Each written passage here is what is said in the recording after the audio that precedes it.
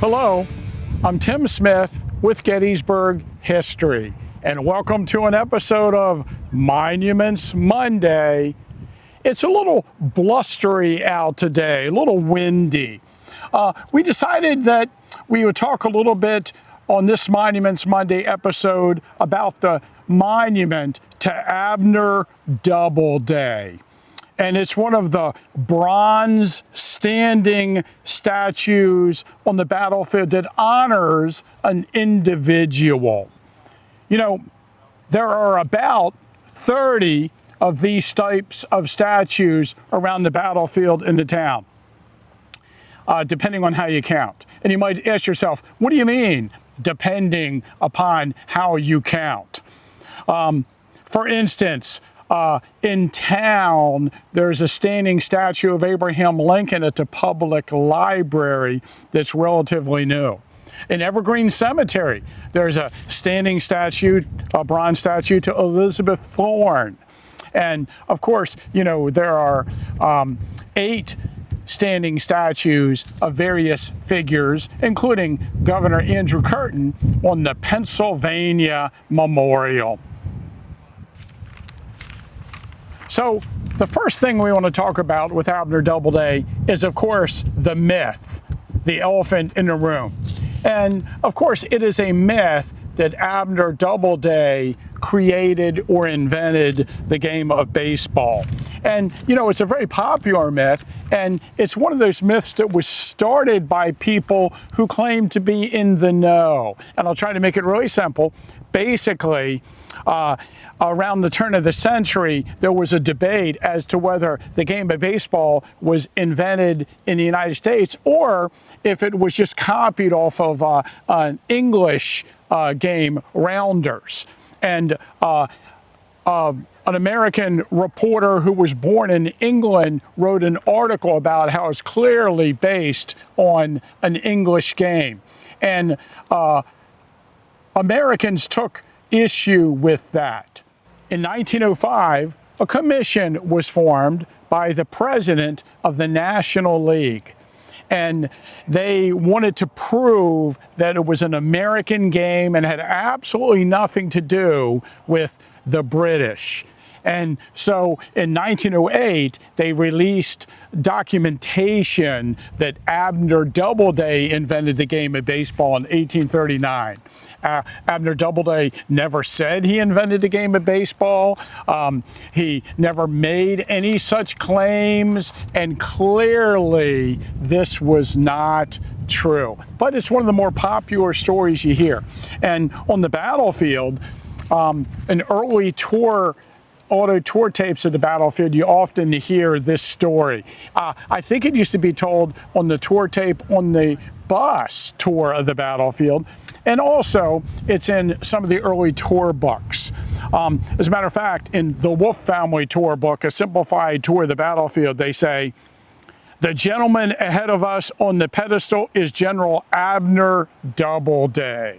Besides being a prominent general in Gettysburg, he is also responsible for something else. In 1849, Doubleday drew up the guidelines for baseball. So you ladies who can't get your husbands away from the television set on Sunday afternoons, put the blame on Abner Doubleday." So what's really tough about the Abner Doubleday story is it detracts from the fact that Abner Doubleday was a military man. Born in New York in 1819, both of his grandfathers were Revolutionary War veterans. His father was a veteran of the War of 1812. He graduated from the United States Military Academy at West Point in 1842 with some other prominent individuals in our story of Gettysburg.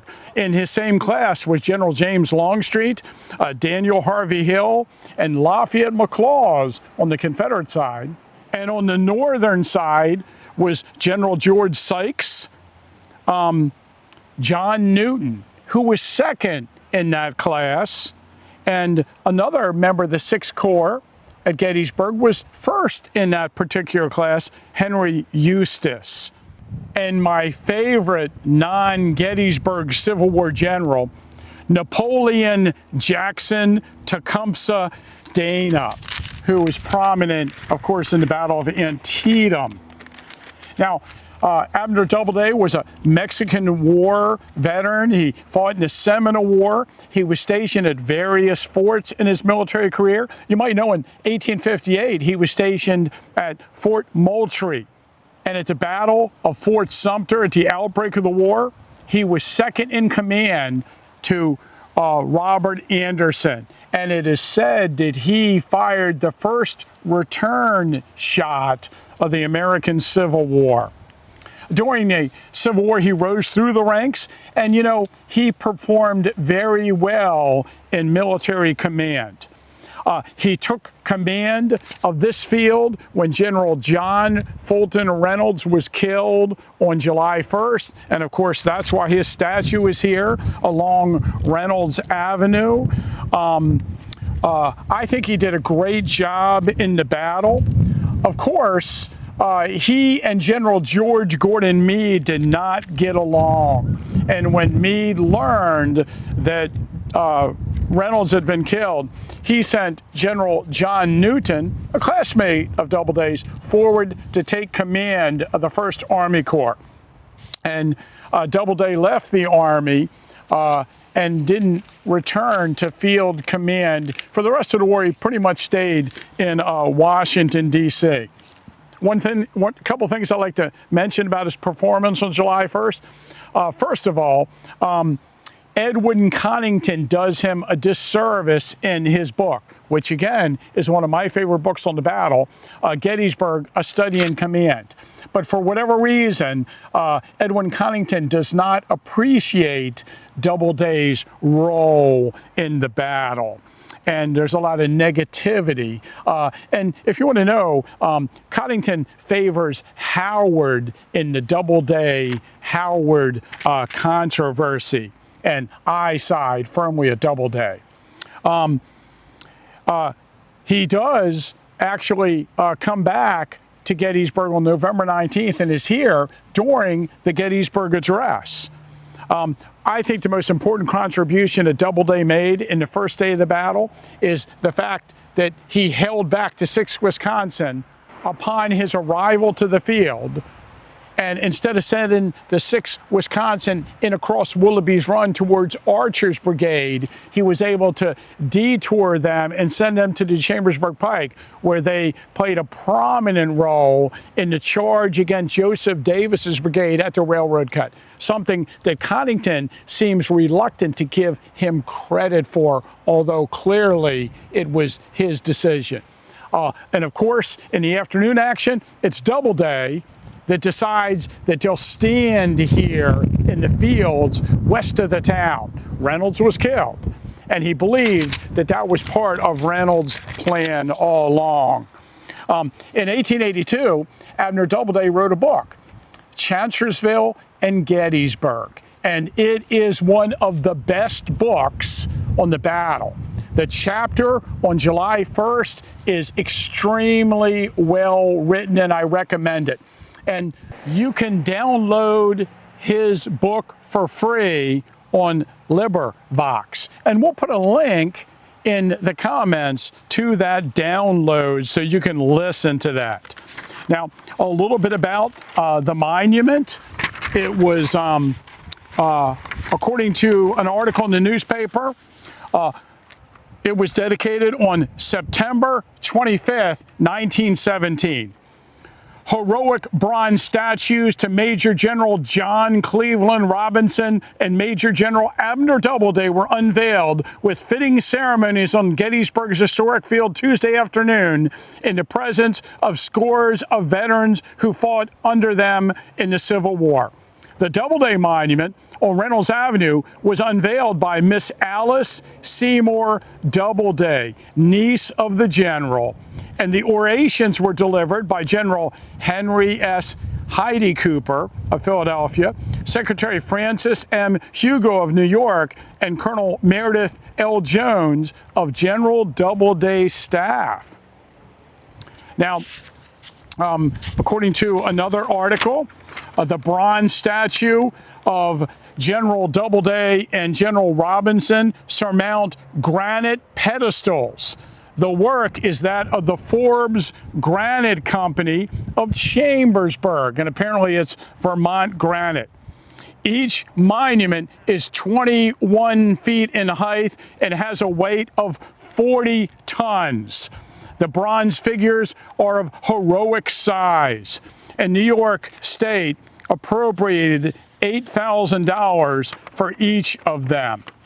And the monuments were sculpted by J. Massey Rind in New York City, a Scottish-American sculptor who actually, on the Gettysburg battlefield, has 4 statues. Alexander Webb at the angle, put up in 1915, Abner Doubleday and John Cleveland Robinson, placed in 1917, and Francis Channing Barlow's statue in 1922.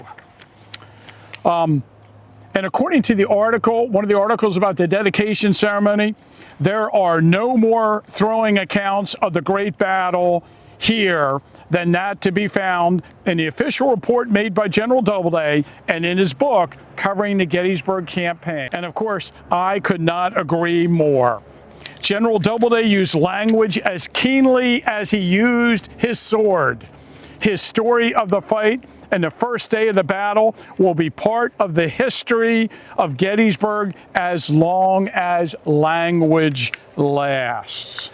And again, I suggest that you listen to his summary of the Battle of Gettysburg, which is very, very good. And a couple last things I wanted to note. Abner Doubleday died in 1893, and he is buried in Arlington National Cemetery. And so you can visit his grave next time you're at Arlington. And one final note, in 1871, he commanded the 24th United States Infantry in Texas, all-black regiment. And there's a letter where he wants the War Department to supply baseball bats and baseballs for his men because he was really interested in them exercising and playing the game of baseball. Remember, if you like all the content that we put on our YouTube channel, please like and subscribe and hit the notifications bell if you'd like to hear about our upcoming videos.